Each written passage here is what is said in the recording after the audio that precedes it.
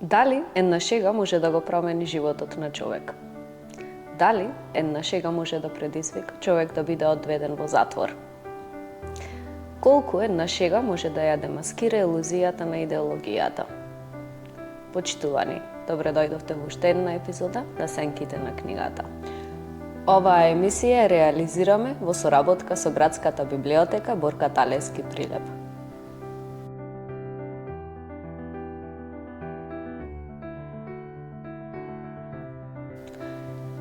Денес разговараме за книгата Шега на Милан Кундера. Тој е чешки писател и Шега е неговото прво дело напишано на чешки јазик. Овај роман е приказна за иронијата на животот. Станува збор за Јан, кој е млад и надежен студент, член на Комунистичката партија на Чехословачка. Тој поради една непромислена шега со која што сака да ја импресионира својата девојка Луција, е затворен од своите сопартици и поминува долги години во затвор. Оптимизмот е опиум за народот. Ова е шегата која што ја изговара Јан и го доведува до затвор. Кундера тука прави една аналогија со добро познатата мисла на Маркс дека религијата е опиум за народот. Според Кундера, оптимизмот кој што го пропагира комунизмот е занес во кој што се фрла народот. Идеологијата го труе разумот и дава лажна утеха, исто како и религијата. Партијата го раководи животот на луѓето. Тие стануваат отуѓени, несвесни за себе си и подчинети.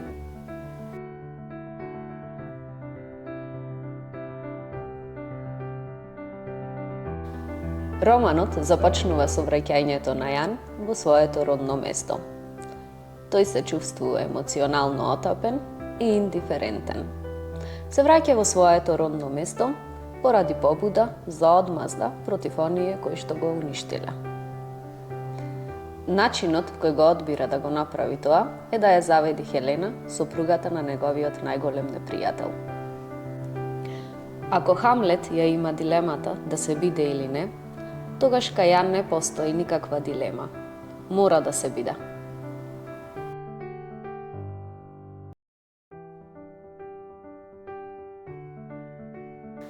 Дали е успех кога човек напредува со послушност кон партијата, или пак е успех кога човек го зачувува индивидуалното и размислува разумно?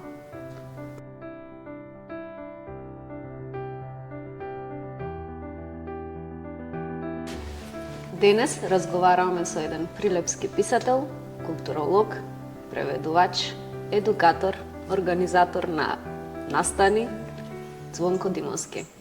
Здраво, Звонко, ти благодарам што прифати да гостуваш во нашата емисија. Здраво, Марија, фала ви за поканата, за најавата. Се надевам ќе имаме интересен и инспиративен разговор и го поздравувам целиот овој циклус што го возиш за македонската светската литература и секако ставајќи фокус на локални, но не само со локално значење автори од нашиот град. Ти благодарам за убавите зборови. Да почнеме најпрво со твојата најнова поетска збирка на репортажна поезија Екс нихило. Кажи ми од каде дојде насловот? Екс нихило како терминот на латински значи создавање на нешто од ништо. Така. Објасни ми го малце тоа. Да. Јас не ја нарекувам поетска збирка, ја нарекувам поетска репортажа или репортажа во поезија. Не знам зошто, но имам некоја таква идеја дека не сакам да се занимавам со поезија, иако постојано работам поезија. Или ја пишувам, запишувам, препишувам, препејувам. Идејата за репортажен циклус напишан во поезија во мене си постоеше неколку години. Неколку пати пристапував кон идејата, но мене не ми се допаѓаше формата која што таа книга ја добиваше. Пред се сакам работите кои што ги пласирам или ги објавувам да ми се допаѓаат први мене како читател или културолог, па потоа да ги пуштам. Андалузија ми е многу близок регион, во мојот живот, кој што го посетувам многу често, веќе некои 15-16 години. И општејки, уживајки, учејки ја тамошната култура и откривајки ја се подлабоко во минатото, бидејќи веднаш беше простор што стана фасцинантен за мене поради сета таа мешавина која што е преочигледна таму и така почнав да истражувам се подлабоко, за да многу опсежно се заинтересирам за Ал-Андалус, што не е денешната Андалузија, туку еден поширок географски поим, кој што не опфаќал само Иберискиот или Апенинскиот полуостров, туку и делови од Африка. Но тука фокусот е на денешните граници на Андалузија, секако со многу надоврзувања со Ал-Андалус, со минатото, со арапското владење на Ал-Андалузија. И кога размислував за насловот, барав точки кои што ги поврзуваат сите три религии кои што ги поврзували и делеле народите кои што таму живееле. Тоа не беше првиот наслов на циклусот, сосема друг беше. На крајот заклучив дека ова ќе биде соодветниот наслов, зашто ехнихило како термин, односно создавање на светот од почеток, од ништо, постои како верување во сите три арамски религии и е толкувано на истиот начин. Еден од термините за кои што нема разлики во католицизмот, христијанството и еврејската или јудаизмот како религија. И е мотив што постојано се повторува и во тамошната цивилизација, повторното создавање на градови, цивилизации, песни, граници и така дојдов до тој наслов. И го поврзав со некои латиноамерикански писатели, не само од Шпанија, како мотив кој што превојува и кај нив. Така се случи насловот. Го употребуваш терминот дуенде во стиховите. Дуенде значи возвишеност, некаква достигнување на некаква духовна возвишеност, некаква екстаза. Каде се среќава дуендето во Андалузија?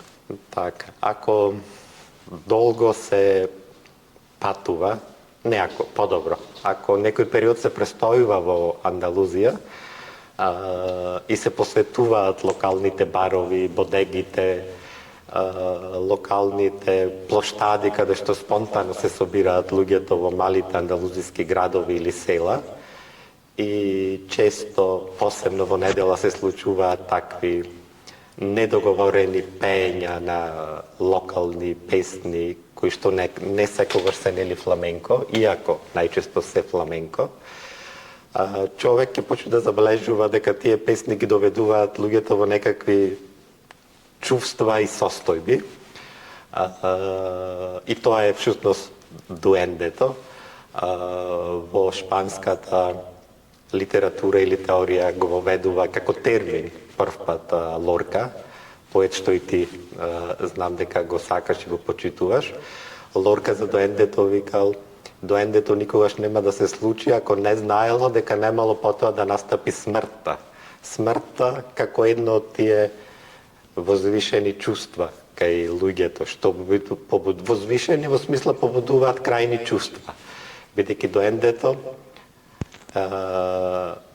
андалузијците го разбираат како дух или енергија кој што го обседнува тој што пее, што настапува на сцената или пее на комшиите, не е важно каде тој настап се одбива, и дека без таа обседнатост на пеачот, пеачката, дуендето и фламенко песната не е автентична, не е реална.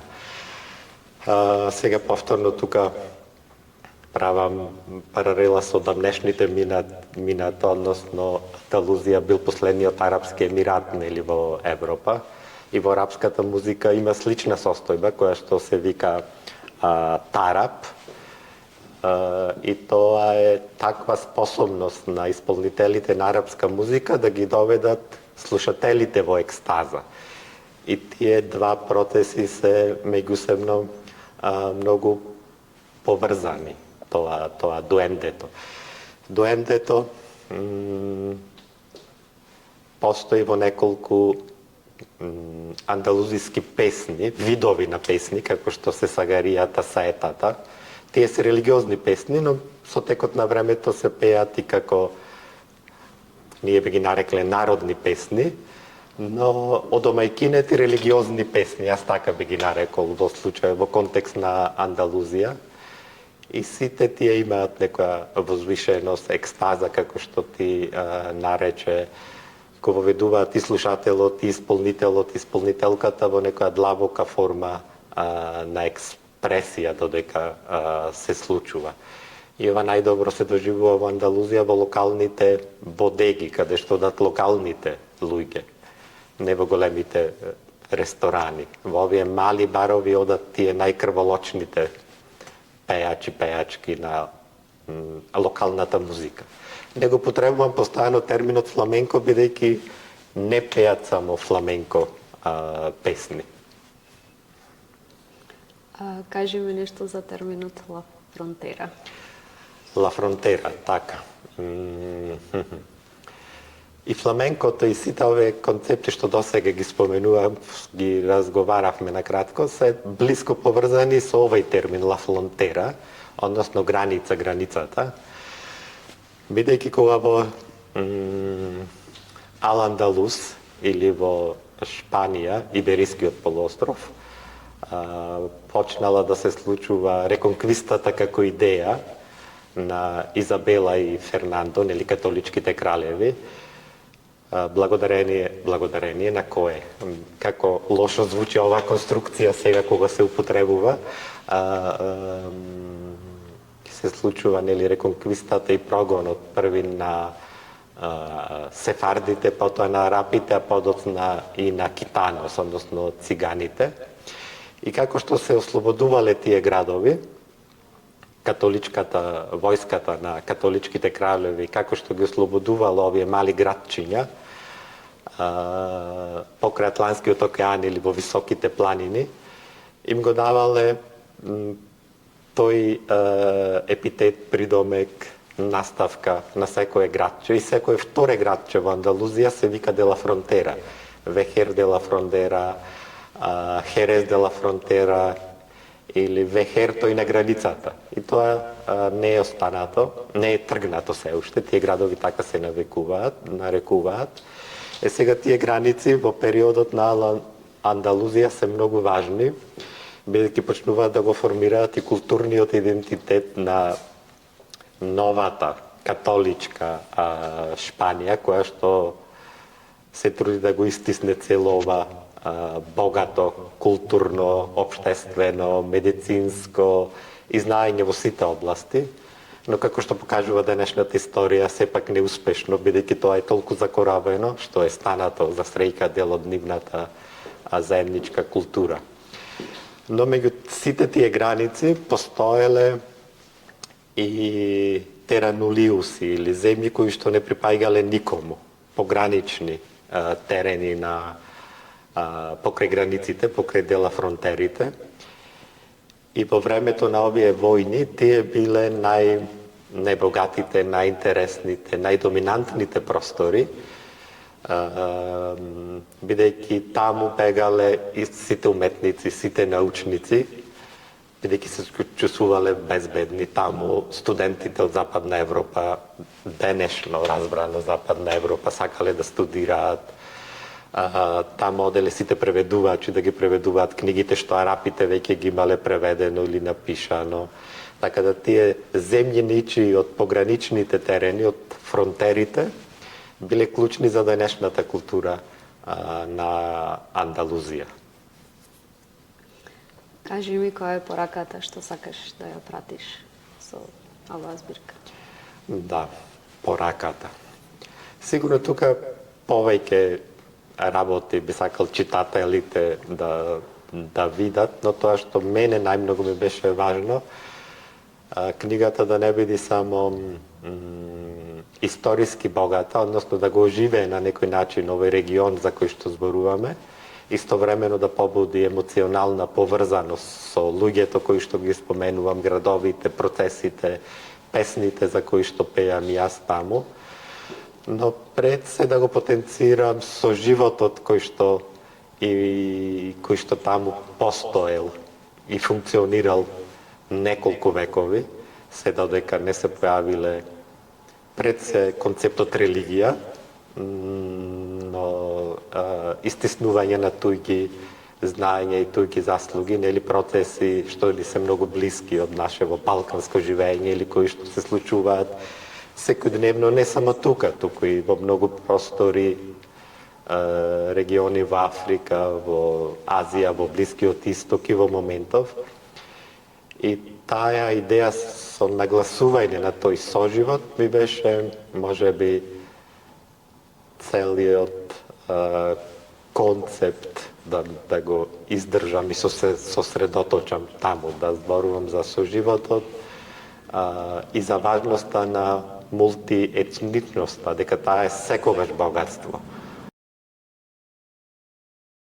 Почитувани, ви благодарам. Се гледаме во следната епизода.